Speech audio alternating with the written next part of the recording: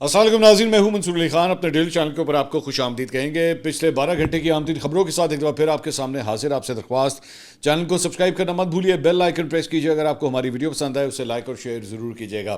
اچھا جی، پچھلے 12 گھنٹے میں جو سب سے بڑی ڈیولپمنٹ ہے، ایک تو پچھلی ڈیولپمنٹ تھی جو محسن نقوی صاحب نے جو میڈیا سے انٹریکشن کیا تھا اور ایک تقریب کے اندر جو انہوں نے نئے صوبوں کی بات کی تھی اور نظام کے بارے میں بات کی تھی کہ نظام جو ہے وہ فیل ہو چکا ہے.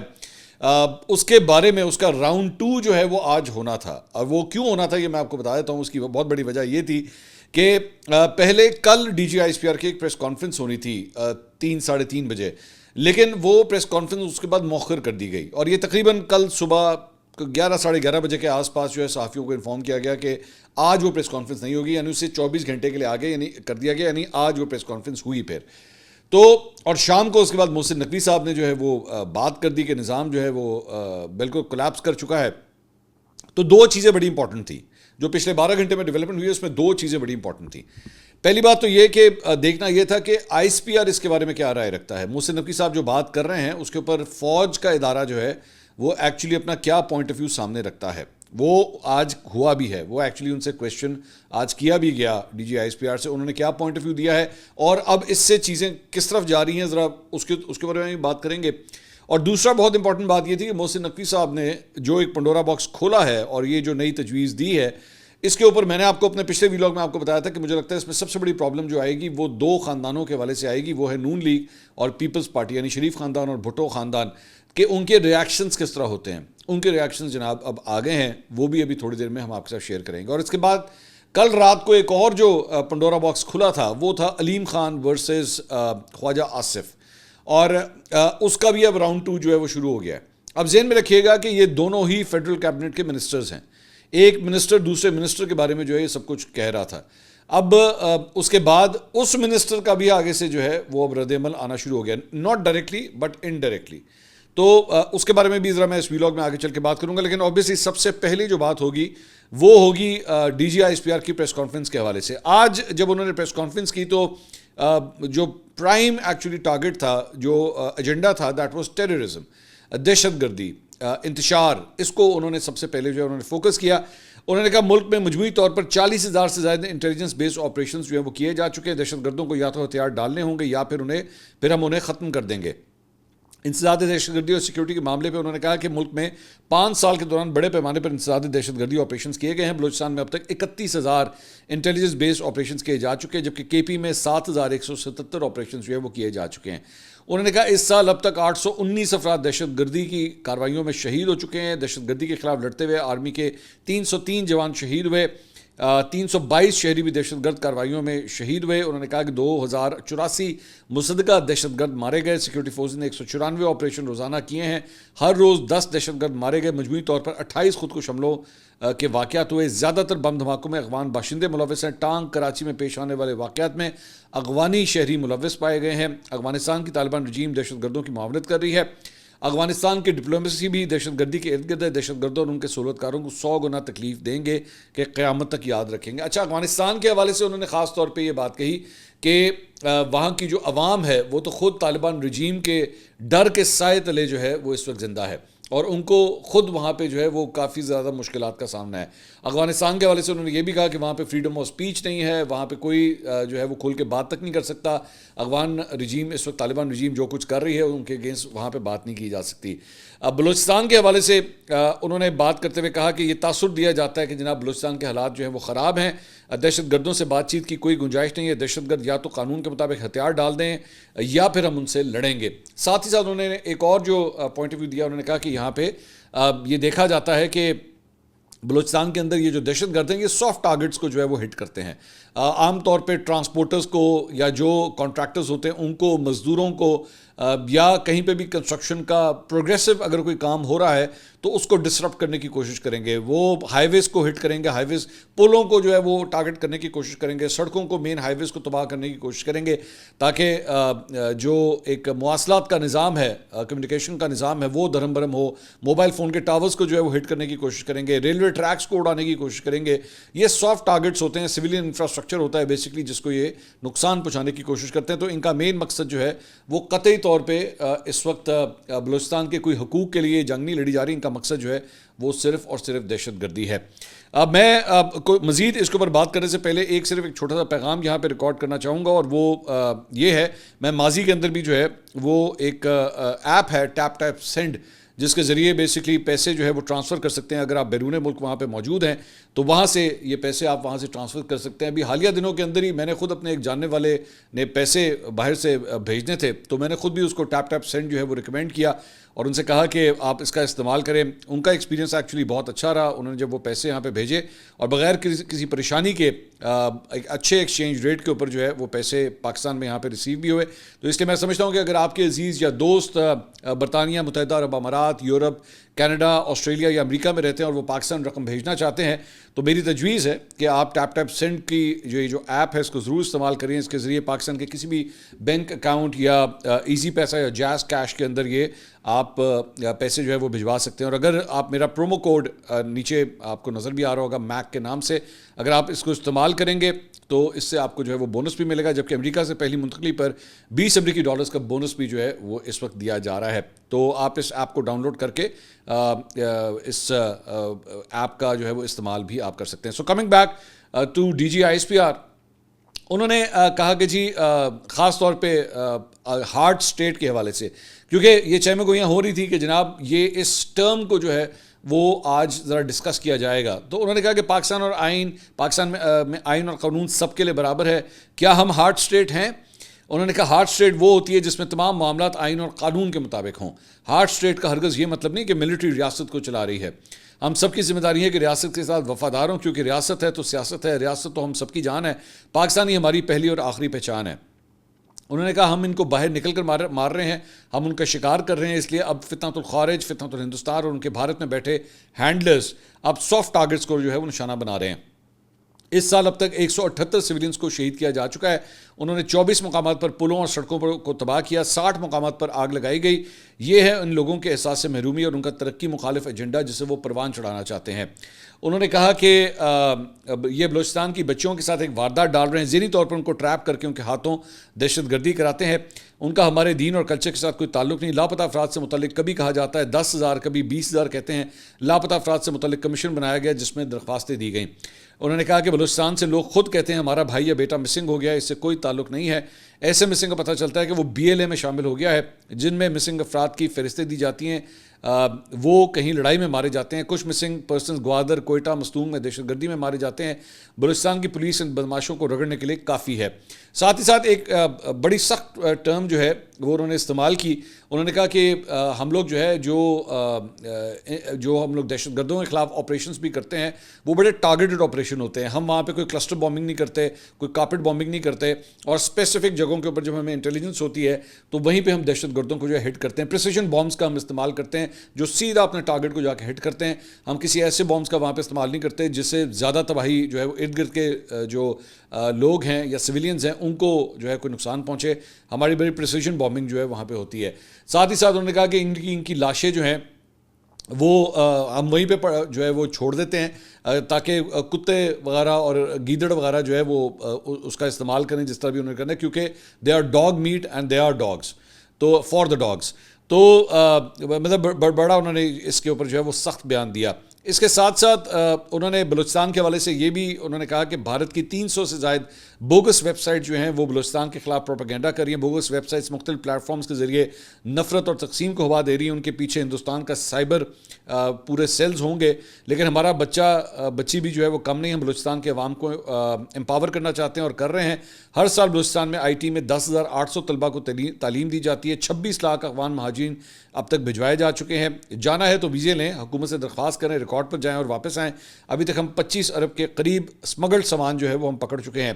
ہارٹ اسٹیٹ میں اسمگلر کی جگہ صرف جیل میں ہے. 4,500 بندے پکڑے جو ہیومن اسمگلنگ میں ساتھ ہی ساتھ جو ہے وہ ملوث تھے. اس کے ساتھ ساتھ اب وہاں پہ جو ظاہری بات ہے جو میں نے ابھی آپ کے پہلے کہا تھا کہ 12 گھنٹے پہلے جو بڑی ڈیولپمنٹ ہوئی تھی وہ تھی کہ محسن نقوی صاحب کے بیان کے حوالے سے فوج کا ادارہ جو ہے وہ کیا کہتا ہے. تو ایگزیکٹ ورڈ ٹو ورڈ جو جواب اس بات کا انہوں نے دیا جب ایک جرنلسٹ نے ان سے سوال کیا. انہوں نے کہا کہ وزیر داخلہ کی یہ ذاتی رائے ہے. گڈ گورننس کے بغیر آپ کے معاملات حل نہیں ہو سکتے. یہ انہوں نے کہا, میں یہ ضرور کہوں گا کہ گڈ گورننس کے بغیر معاملات حل نہیں ہو سکتے. نیشنل ایکشن پلان کے 14 نکات ہیں جن پر تمام سیاسی جماعتیں متفق ہیں. پاکستان کی سیکورٹی کے لیے گڈ گورننس انتہائی اہم ہے. مسائل حل نہیں ہو رہے, اس کا مطلب ہے کہ گڈ گورننس کے لیے کچھ کرنا پڑے گا. گڈ گورننس کے بغیر ملک کے معاملات جو ہے وہ حل نہیں ہو سکتے. انہوں نے اور ساتھ ہی ساتھ انہوں نے آبادی کا بھی ذکر کیا. انہوں نے کہا کہ اس سے پہلے جب یہ 4 صوبے بنے تھے اس وقت پاکستان کی آبادی تقریباً 6 کروڑ تھی. آج آبادی جو ہے وہ 25 کروڑ ہو چکی ہے. تو پاکستان کی پولیٹیکل فورسز نے یا پاکستان کی عوام نے جو ہے یہ فیصلہ کرنا ہے کہ اس معاملے میں آگے کیا کرنا چاہیے. اب میں اس کو یہ جو بیان ہے D G I S P R کا بیان, اس کو میں کس طرح انالائز کرتا ہوں. میرے خیال میں انہوں نے بڑے محتاط طریقے سے اسے سپورٹ کیا ہے. ایک تو انہوں نے ظاہری بات ہے پہلا سٹیپ تو یہ لیا کہ انہوں نے کہا کہ جناب یہ وزیر داخلہ کی اپنی رائے ہے اور وہ کیبنٹ کے امپورٹنٹ پرسن ہے, امپورٹنٹ مطلب اینٹی ہیں. لیکن ساتھ ہی ساتھ جو پرابلم ایکچولی محسن نقوی صاحب آئیڈینٹیفائی کر رہے تھے جس کی وجہ سے انہوں نے وہ پروپوزل دیا, فوج کے ادارے نے بھی جو ہے بیسکلی اسی پرابلم کو بھی آئیڈینٹیفائی کیا ہے. ورنہ اگر اس کی مخالفت ہوتی, فار ایگزامپل اس کی مخالفت ہوتی تو وہ یہ کہہ سکتے تھے کہ جناب جو سسٹم آلریڈی چل رہا ہے وہ بالکل ٹھیک ہے اور چاہے آبادی 25 کروڑ ہے تو صوبے جو ہے وہ اتنے ہی کافی ہیں. وہ چاہتے تو یہ کہہ سکتے تھے, لیکن انہوں نے ایکچولی محسن نقوی صاحب کی جو بات تھی اس بات کو ایک قسم کا انہوں نے اس طرح انڈورس کیا, کم از کم پرابلم کو ضرور انڈورس کیا کہ پرابلم جو ہے وہ وہاں پہ موجود ہے. بٹ آئی مسٹ سے کہ یہ ایک بڑا ہی کمپلیکیٹڈ ایشو ہے. It is not going to be very easy. آپ کو تمام پولیٹیکل فورسز کو جو ہے وہ, یہ میری رائے ہے, یہ مت سمجھے گا میں D G I S P R نے کہا ہے, لیکن یہ میری رائے ہے کہ آپ کو پولیٹیکل فورسز کو جو ہے آن بورڈ لینا پڑے گا. اس سے پہلے این ڈبلیو ایف پی یا صوبہ سرحد کا نام جب خیبر پختونخوا رکھنا تھا تو اس وقت ایک اچھی خاصی تگ و دو ہوئی تھی اس کے اندر بہت سے لوگوں کو جو ہے وہ آن بورڈ لینا پڑا تھا. پہلے اس کا نام جو ہے وہ پختونخوا رکھنے کے اوپر بھی ہوا, پھر اس کے بعد ہوا کہ نہیں خیبر پختونخوا ہونا چاہیے. اس کے بعد مولانا فضل الرحمان صاحب کی جماعت, پیپلز پارٹی, اے این پی, پاکستان تحریک انصاف, سب کو وہاں پہ آن بورڈ لینا پڑا اور اس کے بعد الٹیمیٹلی وہ سب کچھ ہوا تھا صرف ایک نام کی تبدیلی کے اوپر. تو اگر یہاں پہ آپ نے مختلف صوبے بنانے ہیں اور تمام صوبوں کے اندر, اور آبویسلی آپ یہ بھی نہیں کر سکتے کہ آپ نے صرف بلوچستان یا خیبر پختونخوا یا سندھ یا پنجاب کی حد تک یہ جو ہے وہ ڈویژنس کرنی ہے, تو آپ کو اس کے اوپر بہت زیادہ بڑا پولیٹیکل کنسنسس جو ہے وہ چاہیے ہوگا.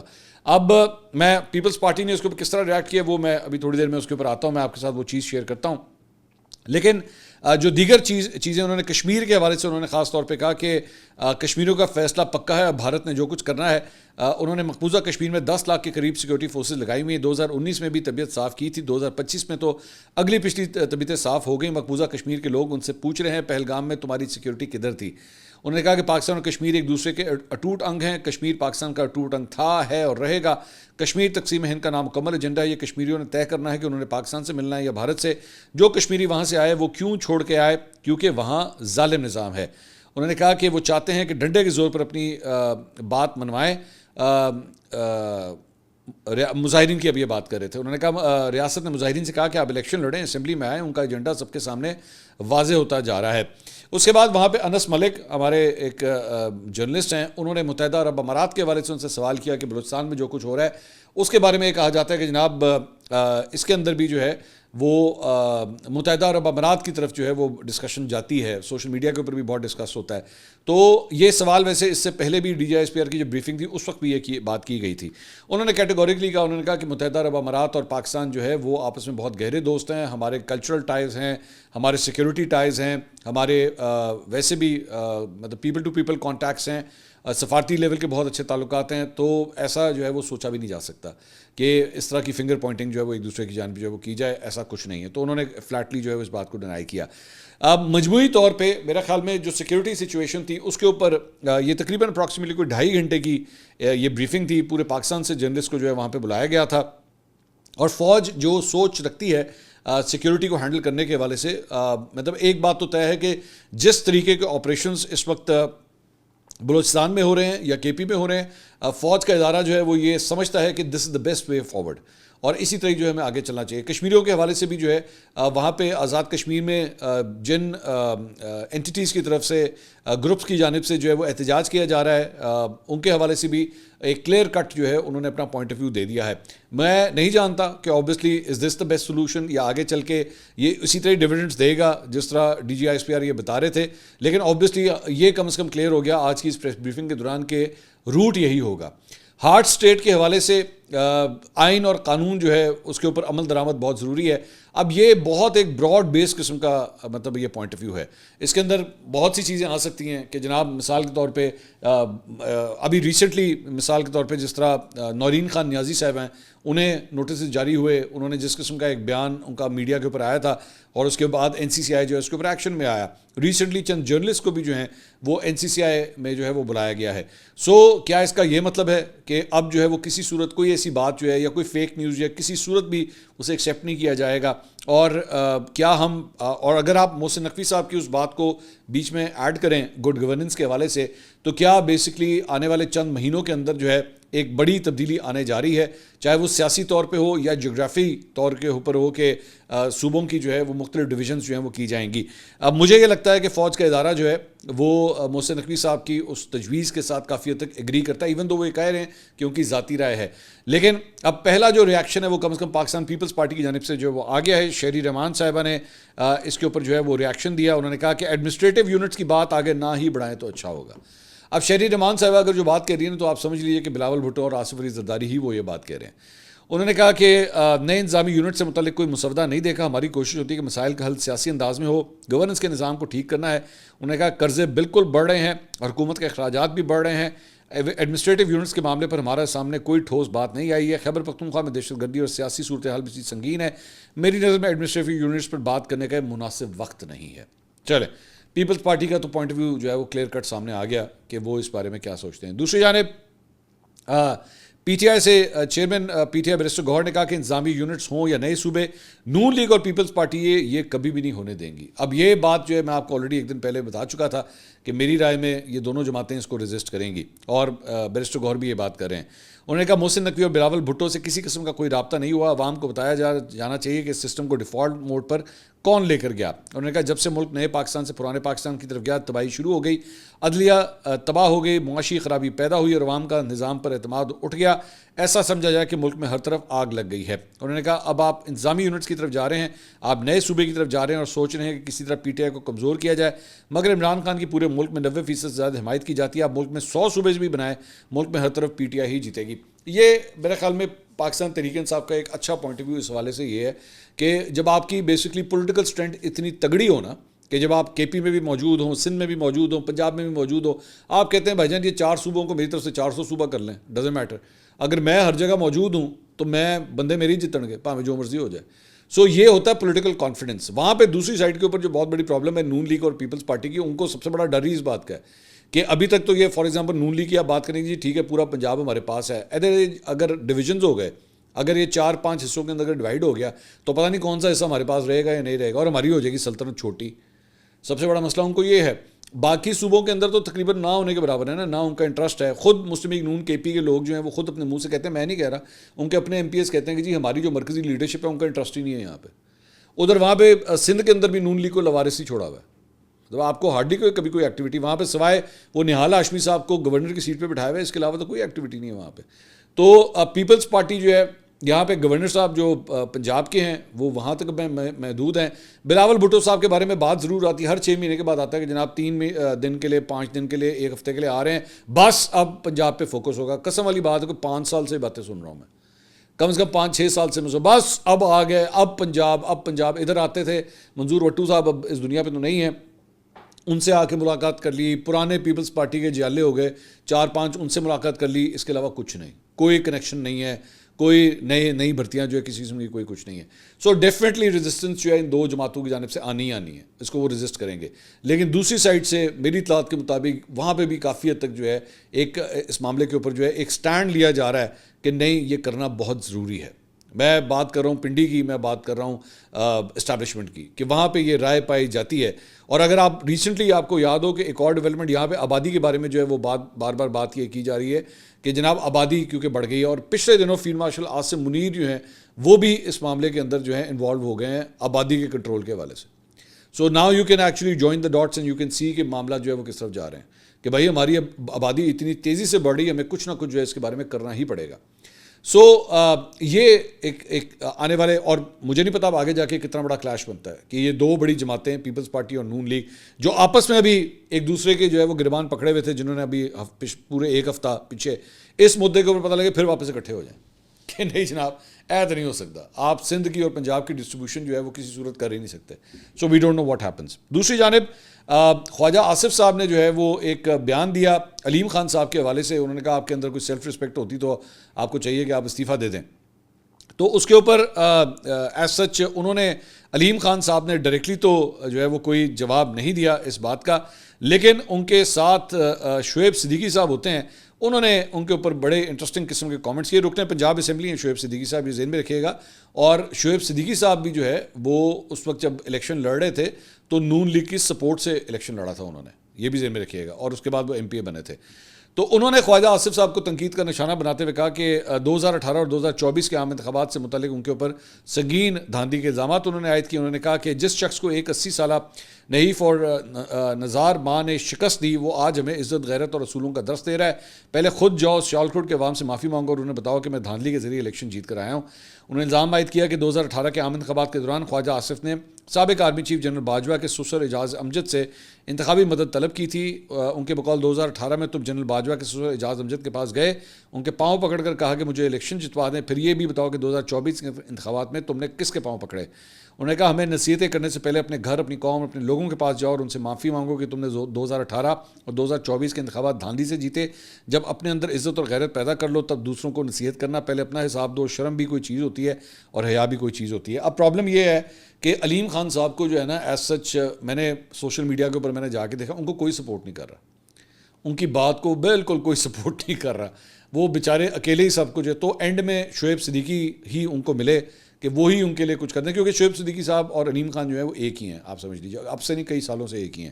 یہ ایون جب PTI میں ہوتے تھے علیم خان صاحب تب بھی شعیب صدیقی صاحب ان کے ساتھ ہی اٹیچ ہوتے تھے. شعیب صدیقی ہو گئے, اون چودھری ہو گئے, یہ 3-4 لوگ ہیں جو ہمیشہ علیم خان صاحب کے ساتھ ہی رہے ہیں. لیکن ایز سچ علیم خان صاحب کو اور کہیں سے کوئی سپورٹ نہیں مل رہی. ایون صحافیوں نے بھی ان کو سپورٹ نہیں کیا. اور سب سے بڑی بات یہ کہ ایک ہی فیڈرل کیبنٹ میں بیٹھتے ہیں. ہو سکتا ہے کئی دفعہ اس طرح ہو کہ خواجہ آصف اور علیم خان آمنے سامنے ٹیبل کے آمنے سامنے ہی بیٹھتے ہوں, تو دونوں ایک دوسرے کے اوپر الزام لگا رہے ہیں کہ شعیب صدیقی صاحب خواجہ آصف صاحب کے اوپر دھاندلی کا الزامات لگا رہے ہیں, اور خواجہ آصف صاحب جو ہیں علیم خان صاحب کے بارے میں یہ بات کہہ رہے ہیں کہ جناب راوی کنارے جو کچھ ہوا تھا ہاؤسنگ, ان کی پاک ویو ہاؤسنگ سوسائٹی کے بارے میں بات کر رہے ہیں. بٹ مائی کوشچن از کہ وہ جو پاک ویو ہاؤسنگ سوسائٹی کی طرف جب جو کچھ ہوا تھا تو اس وقت علیم خان صاحب کے ساتھ آپ ہی کی مریم اورنگزیب اور مریم نواز جو ہیں جا کے ساتھ کھڑی ہوتی تھی اور میڈیا سے انٹریکشن کرتی تھی. کوئی اس وقت نہیں کہتا تھا کہ یہ آپ کی ہاؤسنگ سوسائٹی ہے, یہ کیا ہوا ہے. کسی نے کوئی کچھ نہیں کہا تھا علیم خان صاحب کو. آج بھی علیم خان صاحب کی اس ہاؤسنگ سوسائٹی کے نا بڑے بڑے بند وہاں پہ بنائے جا رہے ہیں, اور ظاہر بات اچھی بات ہے, کوئی بری بات نہیں ہے کہ اگر کوئی سیلاب آ رہا ہے تو وہ پانی کو روکنے کے لیے جو ہے وہ یہ سارا کام کر رہے ہیں. لیکن آپ کی اپنی حکومت, نون لیگ کی اپنی گورنمنٹ جو پنجاب کے اندر موجود ہے, اور مریم نواز صاحبہ کی جو پنجاب گورنمنٹ ہے, میں آپ کو ویسے بتا دوں کہ وہ علیم خان صاحب کو پوری چھتر چھایا دیتی ہے, پوری سپورٹ کرتی ہے ان کی سوسائٹی کو بھی اور ان کی ویسے بھی. ایون اون چودھری جو ان کی جماعت سے تعلق رکھتے ہیں, نواز شریف صاحب کے اپنے گھر سے ماڈل ٹاؤن کے ایریا سے ان کو ٹکٹ دیا گیا. نون لیگ نے ان کو ٹکٹ دیا, ان کو فری پاس دیا, ان کو اسمبلی میں پہنچانے میں نون لیگ کا ہاتھ ہے. آپ اسی سے اندازہ لگا لیں کہ اون چودھری نے جتنا ووٹ حاصل کیا نواز شریف نے اتنا ووٹ حاصل نہیں کیا تھا 2024 میں. تو اتنا بڑا احسان ہے استحکام پاکستان پارٹی کے اوپر نون لیگ کا. لیکن آج خواجہ آصف صاحب کے اوپر بھی یہ بمباری جو ہے ہو رہی ہے. اگلی ویڈیو میں آپ سے دوبارہ ملاقات ہوگی. اللہ حافظ.